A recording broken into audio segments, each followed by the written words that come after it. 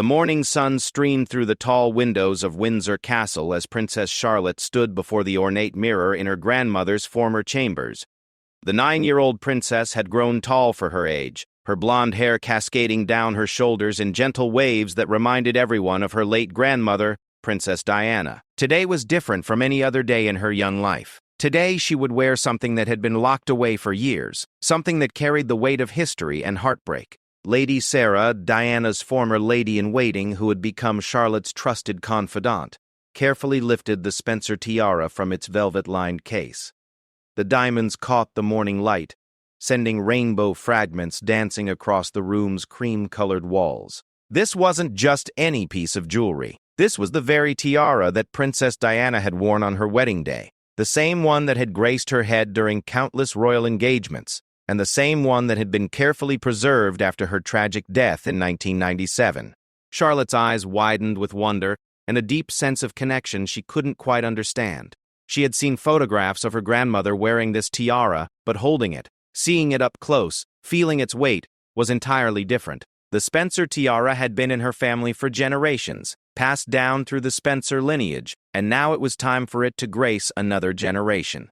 The decision to have Charlotte wear the tiara had not been made lightly. Prince William had spent months deliberating with his wife Catherine about whether their daughter was ready for such a significant moment. The tiara wasn't just jewelry. It was a symbol of Diana's legacy, her grace, her humanitarian work, and her enduring impact on the royal family and the world. They had decided that Charlotte, who shared so many of Diana's qualities, kindness, empathy, and natural charisma, should wear it for today's special charity event. Lady Sarah's hands trembled slightly as she prepared to place the tiara on Charlotte's head. She remembered the last time she had helped with this very tiara, 27 years ago, when a nervous but radiant Diana had worn it to marry Prince Charles. The irony wasn't lost on her that now Diana's granddaughter would wear it, while Diana's former husband's second wife, Queen Camilla, would be watching from the audience. As the tiara settled perfectly on Charlotte's head, something magical happened. The young princess seemed to transform before their eyes. She stood straighter, her smile became more confident, and there was a glow about her that reminded everyone in the room of Diana. It was as if Diana's spirit had somehow been awakened through this precious family heirloom. Charlotte turned to face the mirror, and for a moment, Lady Sarah gasped. The resemblance was uncanny, not just in the physical features, but in the way Charlotte carried herself, the way the tiara seemed to belong on her head, the way she seemed to understand the significance of the moment without anyone having to explain it to her. Meanwhile, in another wing of the castle, Queen Camilla was preparing for the same charity event. She had chosen a sophisticated navy blue ensemble, with her own collection of jewelry, including a stunning sapphire necklace that had been a gift from King Charles. Camilla had worked hard over the years to establish her own identity within the royal family, to step out of Diana's shadow and create her own legacy of charitable work and royal duty. But today felt different. Today, she knew that all eyes would be on Charlotte, and more specifically, on the tiara Charlotte would be wearing. Camilla's lady-in-waiting had discreetly informed her about the choice of jewelry for the young princess, and Camilla had felt a familiar knot form in her stomach. After all these years, after all the progress she had made in winning over the British public and establishing herself as a worthy queen consort, Diana's memory still had the power to make her feel like an outsider. The charity event was particularly significant because it was for a children's hospital that Diana had been passionate about supporting. The irony that Charlotte would be honoring her grandmother's memory while wearing her tiara at an event celebrating Diana's charitable legacy was not lost on anyone involved in the planning. As Charlotte made her final preparations, Prince William entered the room. His breath caught when he saw his daughter. For a moment, he was transported back to his childhood, seeing his mother getting ready for royal engagements, watching her transform from his loving mother into the people's princess. The sight of Charlotte in Diana's tiara brought back a flood of memories, some beautiful, some painful, all deeply emotional. William knelt down to Charlotte's level and looked into her eyes. He saw Diana's compassion, Catherine's strength, and something uniquely Charlotte's own determination and joy. He knew this moment would be photographed, analyzed, and remembered for years to come. He also knew that somewhere in the castle, Camilla was preparing for what might be one of the most emotionally challenging public appearances of her reign as queen consort. The stage was set for a day that would test relationships, honor memories, and potentially change the dynamics within the royal family forever. Charlotte, innocent of the complex emotions swirling around her, was simply excited to honor her grandmother's memory and help raise money for sick children. She had no idea that her choice of jewelry would create ripples that would be felt throughout the monarchy and capture the attention of the world. The charity event was being held in the grand ballroom of Windsor Castle, a space that had witnessed centuries of royal history, celebrations, and significant moments. The room had been transformed for the occasion, with elegant floral arrangements featuring white roses, Diana's favorite flowers, and photographs displaying the Princess of Wales's charitable work with children over the years. As guests began to arrive, the atmosphere was filled with anticipation. Members of the nobility, charity workers, hospital administrators, and media representatives had all gathered to support the cause that had been so close to Diana's heart. Many of the attendees had known Diana personally and had worked with her on various charitable endeavors. They were eager to see how her legacy would be honored today, and there was particular excitement about Princess Charlotte's participation in the event.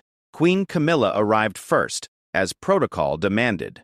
She moved through the receiving line with practiced grace, greeting each guest with genuine warmth and interest.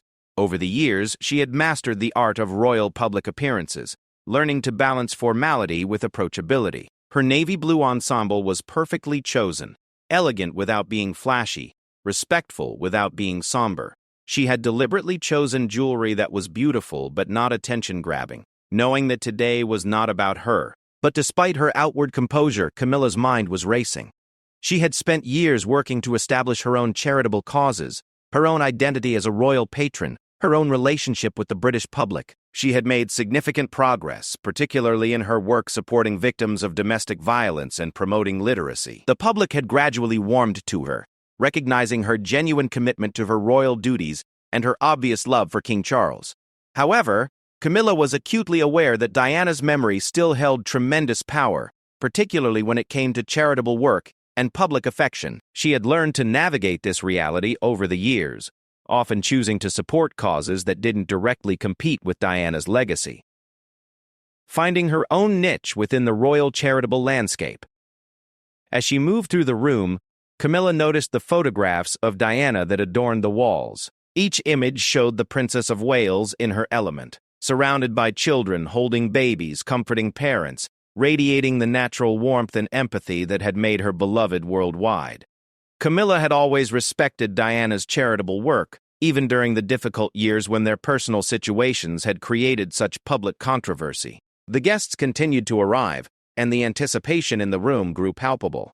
Everyone knew that Princess Charlotte would be wearing something special, something significant, but only a select few knew exactly what that would be. The media representatives were particularly alert, their cameras ready to capture what they sensed would be a historically significant moment.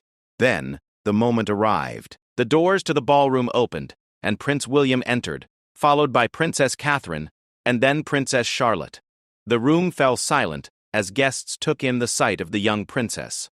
The Spencer tiara caught the light from the crystal chandeliers, creating an almost ethereal glow around Charlotte's head. She walked with confidence beyond her years, her posture perfect, her smile radiant. The resemblance to Diana was breathtaking. It wasn't just the tiara, though, that certainly enhanced the similarity. It was the way Charlotte moved, the warmth in her expression, the natural ease with which she interacted with the guests. Many of the older attendees who had known Diana personally felt their hearts skip a beat. It was as if they were seeing a glimpse of Diana as a child, or perhaps a vision of what Diana might have looked like if she had lived to see her granddaughter grow up. Queen Camilla, who had been engaged in conversation with the hospital's chief administrator, turned at the collective intake of breath from the room. Her eyes immediately found Charlotte, and for a moment, time seemed to stop.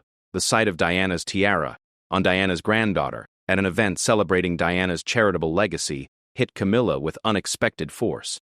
All the years of carefully managed emotions, all the progress she had made in finding her place within the royal family, all the public acceptance she had worked so hard to achieve suddenly felt fragile. This wasn't about jealousy or competition with a woman who had been gone for over 2 decades. This was about the overwhelming power of memory, legacy, and the way the past could reach into the present with stunning clarity. Camilla's composure, so carefully maintained throughout her years as a royal, began to crack. Her hands trembled slightly as she set down her champagne glass. Her breathing became shallow, and she felt the familiar tightness in her chest that she had experienced during the most challenging moments of her transition into royal life. The guests around Camilla noticed the change immediately. Her lady-in-waiting moved closer, sensing that the queen consort was struggling. Several longtime royal observers who had covered both Diana's era and Camilla's ascension recognized the significance of the moment and the emotional weight it carried. Charlotte, meanwhile, was moving through the room with natural grace, stopping to speak with the children who were patients at the hospital. She had inherited Diana's gift for connecting with young people, listening intently to their stories, offering words of encouragement, and somehow making each child feel special and heard. The photographers captured every moment, recognizing that these images would become iconic, joining the extensive collection of photographs that documented Diana's own interactions with sick children. As Charlotte approached the area where Queen Camilla was standing, the tension in the room became almost tangible. Everyone present understood the historical significance of this moment. Here was Diana's granddaughter, wearing Diana's tiara, about to interact with the woman who had married Diana's former husband and now held the title that Diana had once held. The two most important women in King Charles's life, separated by a generation and connected through the man they both loved, were about to meet in a moment that would be remembered and analyzed for years to come. The weight of history, memory, and emotion hung heavy in the elegant ballroom as Charlotte, innocent of the complex dynamics at play, approached her step-grandmother with the same warm smile she had shared with everyone else that day. The moment that everyone in the ballroom had been unconsciously preparing for finally arrived. Princess Charlotte, radiant in Diana's Spencer tiara, approached Queen Camilla with the innocent confidence that only a child could possess. The young princess had no understanding of the complex emotions and historical significance surrounding this encounter. To her, Camilla was simply her grandfather's wife, a kind woman who had always been gentle and welcoming during family gatherings. Charlotte's approach was captured by numerous photographers, each click of their cameras documenting what would become one of the most analyzed royal moments of the decade. The contrast was striking and emotionally charged. Charlotte represented the future of the monarchy, carrying Diana's legacy forward with natural grace and inherited charisma. Camilla represented the present reality, a woman who had worked tirelessly to earn her place in the royal family in the hearts of the British people. As Charlotte drew nearer, Camilla's carefully maintained composure continued to deteriorate. The sight of the Spencer tiara, so intimately connected to her husband's first marriage and the mother of his children, triggered a cascade of emotions that Camilla had thought she had long since processed and accepted. The tiara wasn't just a piece of jewelry. It was a symbol of everything that Diana had represented, everything that the public had loved about her, and everything that had made Camilla's own journey to acceptance so challenging. Camilla's hands began to shake more noticeably, and she struggled to maintain her practiced smile. Her lady-in-waiting, Lady Patricia, moved closer, offering quiet support and preparing to intervene if necessary. The other guests, many of whom were seasoned royal watchers, recognized the gravity of the situation and began to create a subtle buffer around the queen consort. When Charlotte finally reached Camilla, she performed a perfect curtsy, just as she had been taught. Her voice was clear and sweet as she said, "Good evening, Grandmother Camilla. Doesn't the tiara look beautiful? Lady Sarah told me it was great-grandmother Diana's favorite." The innocence and directness of Charlotte's comment, delivered without any awareness of its emotional impact, struck Camilla like a physical blow. For a moment, Camilla was unable to respond. The room seemed to spin around her, and she felt the familiar sensation of walls closing in that she had experienced during the most difficult periods of public scrutiny early in her relationship with Charles. The combination of Charlotte's striking resemblance to Diana, enhanced by the tiara, and the child's innocent reference to great-grandmother Diana, created an emotional perfect storm. Camilla's breathing became increasingly labored, and her face flushed with a combination of embarrassment and overwhelming emotion. She tried to speak, to respond appropriately to Charlotte's greeting, but the words wouldn't come. Instead, she felt tears beginning to form in her eyes, threatening to destroy the careful makeup that had taken an hour to perfect. Prince William, who had been watching the interaction carefully, immediately recognized that something was wrong. His protective instincts, honed by years of dealing with intense public scrutiny and family dynamics, kicked in. He moved swiftly toward Charlotte and Camilla, his expression showing concern rather than satisfaction at Camilla's obvious distress. Lady Patricia stepped forward and gently placed her hand on Camilla's arm, whispering quietly, "Your Majesty, perhaps we should step outside for a moment of fresh air." But Camilla, who had spent years learning to never show weakness in public, tried desperately to regain control of the situation. The effort proved too much. Years of suppressed emotions, decades of being compared to Diana, the constant awareness that she would never be loved by the public the way Diana had been, and the shock of seeing Charlotte so perfectly embodying Diana's memory, all combined in that moment. Camilla's carefully constructed public persona cracked, and the raw emotion underneath began to show. "I can't," Camilla whispered, her voice barely audible but caught by the sensitive microphones that were recording the event. "I just can't do this anymore." The admission was heartbreaking in its honesty and vulnerability, revealing the human cost of the royal role that she had accepted and the burden of living up to the memory of a woman who had become a legend. The reaction in the room was immediate and varied. Some guests looked away, respecting Camilla's privacy in her moment of vulnerability. Others watched with fascination, recognizing that they were witnessing a rare crack in the royal facade. The media representatives present understood that they were documenting a historically significant moment, though many struggled with the ethics of capturing such raw human emotion. Princess Charlotte, with the emotional intelligence that seemed to run in her family, immediately sensed that something was wrong. Despite her youth, she had inherited Diana's intuitive ability to read people's emotions and respond with compassion. Without hesitation, she reached out and took Camilla's trembling hand in her small, warm ones. "Are you feeling sad, Grandmother Camilla?" Charlotte asked with genuine concern. "Mummy says it's okay to cry sometimes. Would you like to sit down?" The simple kindness and natural empathy in Charlotte's response demonstrated why so many people saw Diana's spirit living on in her granddaughter. This act of compassion from Charlotte, offered so naturally and without any understanding of the complex history behind the moment, seemed to break something open in Camilla. The tears that had been threatening finally spilled over, and she found herself crying not just from overwhelming emotion but from gratitude for the unexpected kindness from Diana's granddaughter. The ballroom, filled with some of the most sophisticated and experienced royal watchers in the world, fell completely silent. Everyone present understood that they were witnessing something unprecedented. A moment of raw human emotion that transcended royal protocol and revealed the complex, painful, and ultimately human story behind the carefully managed public images of the royal family. The silence in the ballroom stretched for what felt like an eternity, though it was probably no more than 30 seconds.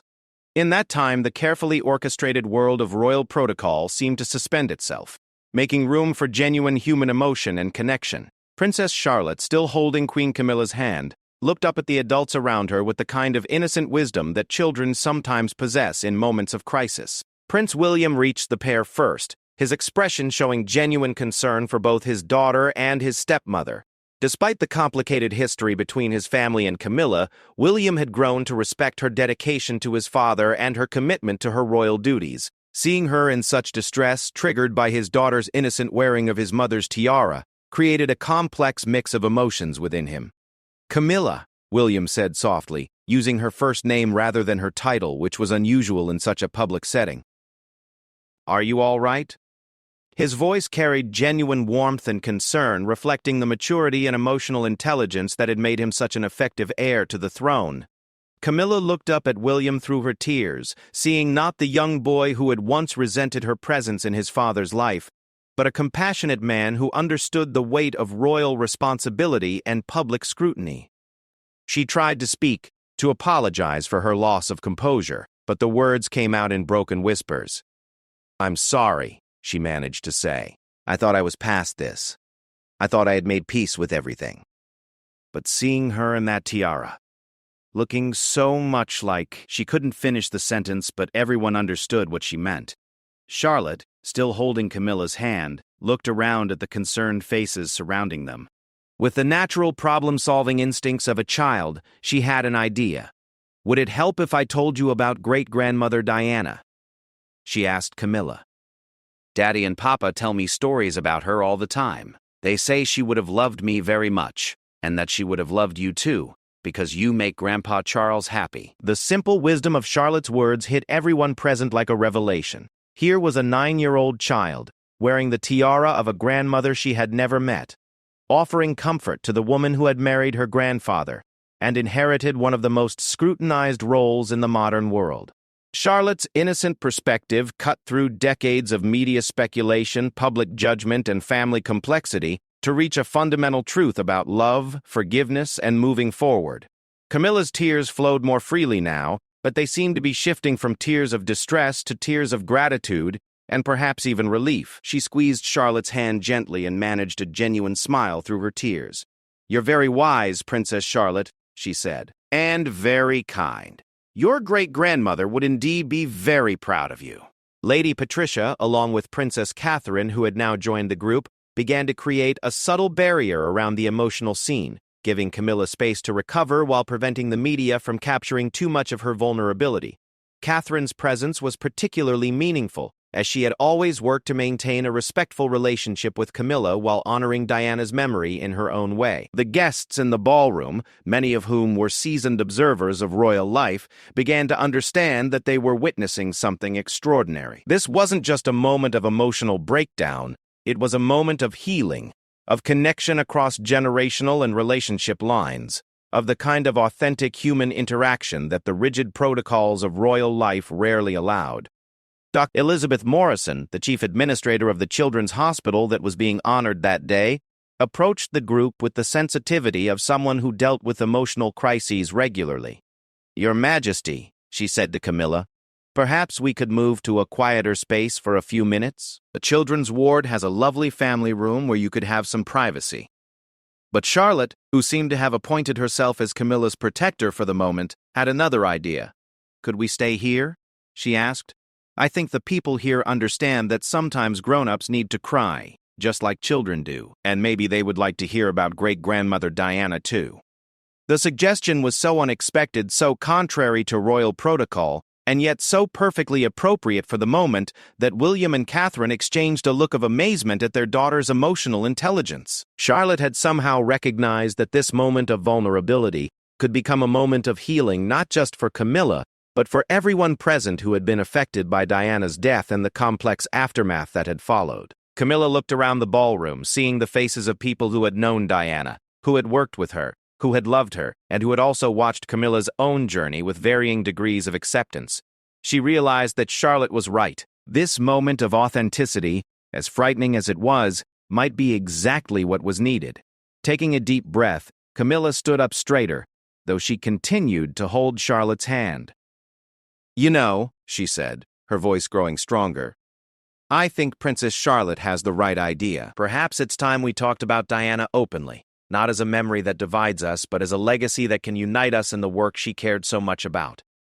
The transformation in the room was palpable. What had begun as an elegant but somewhat formal charity event had become something much more meaningful, a gathering where the past and present could finally begin to heal together, guided by the innocent wisdom of a 9-year-old princess wearing her great-grandmother's tiara. What happened next would be remembered as one of the most remarkable moments in modern royal history. Princess Charlotte, still wearing Diana's Spencer tiara and still holding Queen Camilla's hand, turned to address the gathered guests with a confidence that seemed far beyond her 9 years.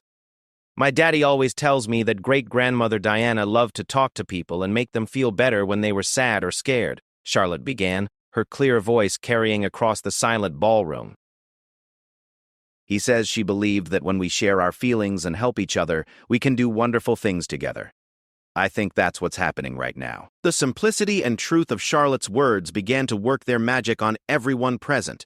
Here was a child who had never met Diana, but who clearly understood her spirit and her message. More importantly, here was a child who was demonstrating those same qualities in real time, offering comfort and wisdom to adults who had been struggling with complex emotions for decades. Camilla, inspired by Charlotte's courage and honesty, found her own voice growing stronger. Still holding the young princess's hand, she looked out at the gathered guests. "I want to thank Princess Charlotte for reminding us all of what truly matters," she said. For too many years, I've carried the weight of feeling like I could never measure up to Diana's memory, never be worthy of the love and respect that she earned from the British people. The admission was breathtaking in its honesty. Royal family members rarely spoke so openly about their personal struggles, especially in public settings. But Charlotte's innocent intervention had created a space where such honesty felt not only appropriate, but necessary. But standing here today, Camilla continued, holding the hand of Diana's granddaughter, seeing how beautifully she carries forward her grandmother's spirit of compassion and kindness, I realized that I've been looking at this all wrong. It was never about competing with Diana's memory or trying to replace her. It was about honoring what she stood for and continuing the work she cared so deeply about. Dr. Morrison, who had been watching this unprecedented scene unfold, stepped forward. "Your Majesty," she said to Camilla, "if I may, I think Princess Diana would be incredibly proud not only of her granddaughter but of the woman who has loved her former husband and helped him become the king he is today. The work you've done for victims of domestic violence, for literacy programs, for so many causes has touched thousands of lives." Charlotte nodded enthusiastically. "That's exactly what I mean," she said. "Daddy says great-grandmother Diana would want everyone to be kind to each other and to help people who need help. Grandmother Camilla, you help people all the time. That means you and great-grandmother Diana are like a team, even if you never got to meet each other." The profound simplicity of Charlotte's perspective began to resonate throughout the room. Many of the guests had known Diana personally and had struggled with conflicting feelings about Camilla's role in the royal family. But seeing this interaction, witnessing Camilla's vulnerability and Charlotte's compassionate response, began to shift something fundamental in their understanding. Prince William, who had been watching this extraordinary scene unfold, stepped forward to join his daughter and stepmother. "Charlotte's right," he said, his voice filled with emotion. "My mother always believed that love multiplies rather than divides. She would have wanted everyone who loved her to also love each other, especially if they were caring for the people she cared about most." The photographers present continued to document every moment, but there was something different about their approach now.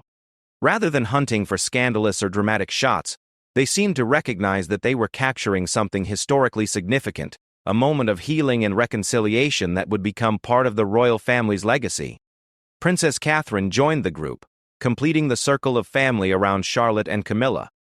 "I think what Charlotte has shown us today is that Diana's greatest legacy isn't in any tiara or title," she said. "It's in the kindness, empathy, and wisdom that lives on in her granddaughter, and in the way her memory can bring people together rather than drive them apart." Camilla looked down at Charlotte, who was still wearing the Spencer tiara with such natural grace, and made a decision that surprised everyone, including herself. "Princess Charlotte," she said, "that tiara looks absolutely perfect on you. It belongs with you, not locked away in a vault. Your great-grandmother would want it to be worn by someone who understands its true meaning." Charlotte's eyes widened with delight, but then she looked thoughtful. "Could I wear it sometimes when we do charity work together?" she asked. "Like a team uniform that reminds everyone about being kind and helping people?" The suggestion was so perfect, so utterly right, that it took everyone's breath away.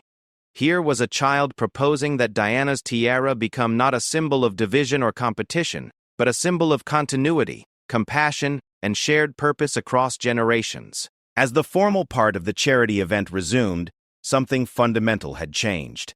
The atmosphere was no longer politely formal, but genuinely warm and connected. Guests approached both Charlotte and Camilla with new understanding and appreciation. The children from the hospital, who had been somewhat overwhelmed by the earlier drama, now found both women more approachable and engaging. By the end of the evening, over £2 million had been raised for the children's hospital, far exceeding the original goal. But more importantly, something had been healed that had been broken for decades. The shadow of comparison and competition that had hung over the royal family since Diana's death had been lifted by the innocent wisdom of a 9-year-old girl who understood that love was meant to multiply, not divide.